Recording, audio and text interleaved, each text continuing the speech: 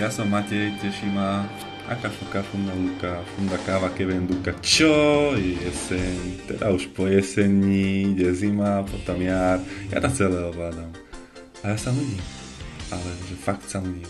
Tak som si povedal, že sa stanem majstrom Pokémonov, pochytám ich všetkých, začnem Jigglypuffom. Jej!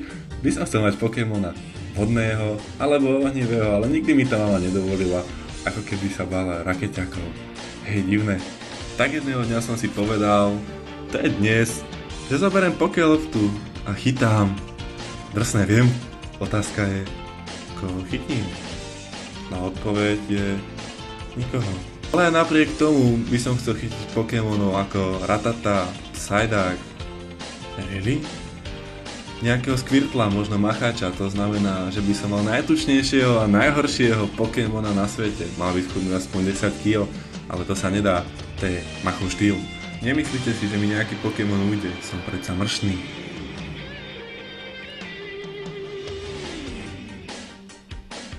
Teoreticky mám všetko zvládnuté.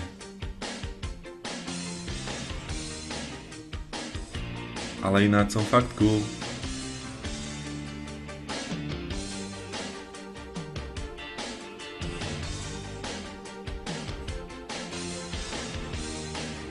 Ja viem, že mi neveríte, že ich chytím všetkých, ale ja vás presvedčím.